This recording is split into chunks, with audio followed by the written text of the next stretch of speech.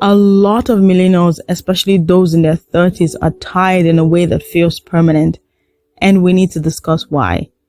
It is not I need a good night's sleep kind of tired. It feels like a computer that is constantly on, overheated, and running out of battery. It feels like there are 1,000 tabs opened in our brains, and even when we lie down to rest, something is always processing in the background of our minds. The worst part is that this has been normalized. Society expects us to wear exhaustion like a badge of honor. We all act like feeling exhausted is the new normal, like being tired is the default setting.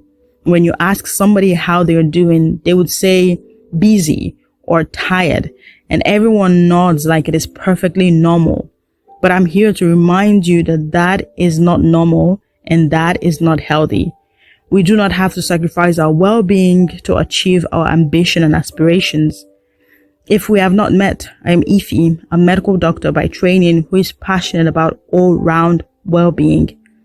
If you are an ambitious woman who wants to build clarity, consistency, and collective well-being, this channel is for you. In this video, I break down why we are all so exhausted and how to approach or fix this. The truth is that our society runs on human exhaustion.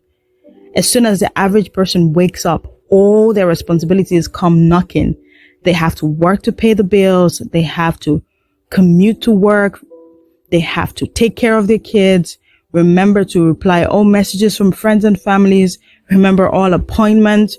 Remember to exercise, and the list goes on. We are all running in a constant treadmill or hamster wheel of life, running a sprint with no rest. Society pushes us to constantly want more, buy more, do more, be more. Society pushes us to be more productive because society believes that resting is for lazy people, and that is why we are all so exhausted and burnt out. Bear in mind that this is not just your feeling or my feeling. The data is real. The research shows that mental health conditions and high stress impact over 1 billion people globally. About 75% of adults report feeling so stressed they are unable to cope at some point during the year. This is dangerous because if we do not have health, we do not have anything. And mental health and physical health are very much interlinked. This is why I currently host a 1-hour group coaching session every week to help ambitious women in their 30s to maintain clarity, consistency, and collective well-being. You can register via the link in the bio. I believe we can stay consistent in our ambition or aspirational journey without sacrificing our well-being. And you already know a lot about this, but here is the number one thing you can start doing today. It is first of all to determine what you really want and streamline your life to that. For example, if you want to prioritize financial freedom by building a side business, it might not make sense to say yes to working overtime and attending many social obligations that drain your weekend energy.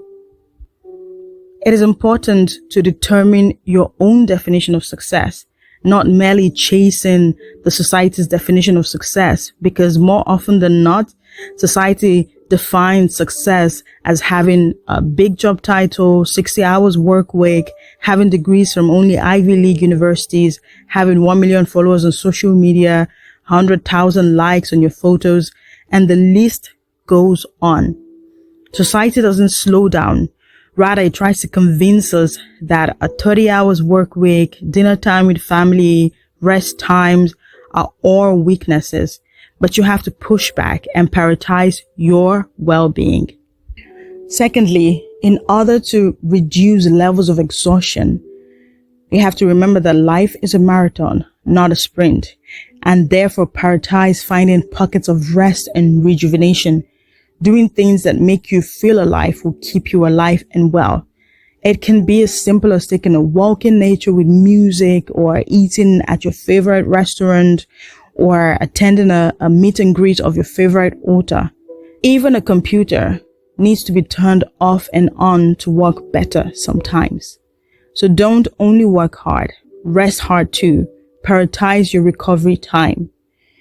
Remember that you have agency and you can determine to get off that constant hamster wheel.